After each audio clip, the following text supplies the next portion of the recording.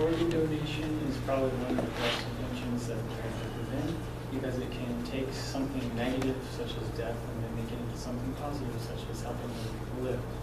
So let's take a look at some of the positives about organ donation. The death of the person is looked at more to a positive spin on it, and the organs aren't wasted instead of just being kept into the body. And it makes others around you feel like their death was not in vain, and that they were actually, they served their purpose for at least that. So I'm going to talk to you about how they harvest the organs. So once a person dies, if it's fairly recent, they'll take you to the nearest operating room. There they'll set you up on a machine that will perfuse the organs after they cut the blood supply from your heart to the organs.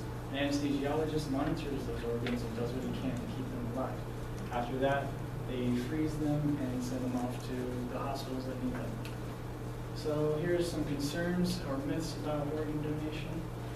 Some people say that once you signed up for organ donation, that you might not get the same medical treatment that you would if you weren't a donor, because they're saying, oh, if we don't treat this person with our full extent, then we get their organs. No, that's not how it works. Everyone looks at you the same way, no matter if you're a donor or not. So another one would be, you can't meet the families of the receiver. You can't meet the families of them, and that's actually not true. You can meet the families that your loved one has saved. It's just that you have to be able to get them to sign a release form to where you guys both can connect and meet. And that might relieve some of the mourning that you have about your loved one. And then others say that, oh, if you have your organs donated, then they have to do a closed funeral. That's not true, because the operator or the surgeons in the operating room treat your body with the utmost respect, and they try and keep the face and everything intact. And usually they don't take the eyes until after all that's done. All right, and then the family is in charge of the costs, and that's also not true, because you're donating them, so the hospital takes the penalty on that. And then if you have disease such as cardiovascular disease or cancer, then you can't have your organs donated. That's also untrue, because they assess your body and what you have, and if you have a heart problem, they might not take they might not take your whole heart, they might take some of it. So here's some statistics / facts.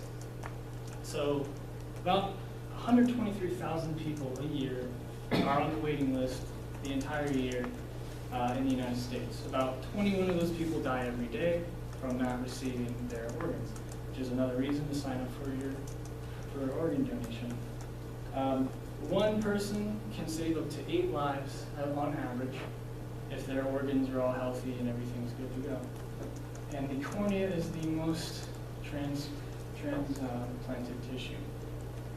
All right. And here is what I was talking about, how if you have cardiovascular disease, they might not take the whole heart, but they will take pieces of it, such as heart valves or things like veins. They also take bones, skin, and stuff like that.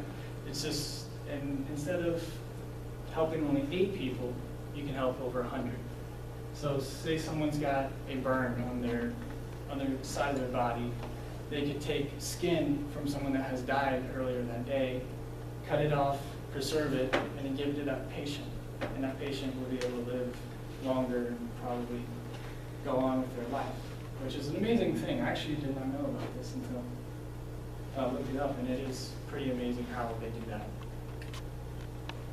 All right, so now that you know how important organ donation is, and how can you sign up? Well, you can go to your nearest DMV. You just talk to them and say that you want to sign up as an organ donor. If you are under the age of 18, you have to have a parent there to sign you off. And if you are 18, you just tell them, hey, I just want to be an organ donor. And they'll put a little heart on your driver's license. And that will let other people know that you are an organ donor. And if you want to, you actually can go online, and the way you do that is you go to www.organdonor.gov, and this site you can actually choose to be a full body donor. So say that you want to donate your body to science after you die, you can go ahead and go into that website and sign up for a full body donation. The tissue donation also is the only way to do that is through this website. You have to go in there and you have to pick tissue donation, because if you just have that DMV card, they're not going to take tissues from you. They're just going to take the organs that they need. And you can also pick what you want taken from you. It's kind of weird. You can pick like, oh, I want to keep my heart, but you guys can have my kidneys. It's a little creepy, but it's pretty cool, I guess. So if you want to keep your eyes, that would be nice. And here's a little personal experience I've had. I'm sure some of you know who Haley is. She was a friend of mine, and she passed away at the age of 17. She was a very nice young lady, and her death impacted me more than I thought it would. And then I heard that her death actually saved several lives. And that made me feel better about her death, because it made me feel, oh, now she's helped people.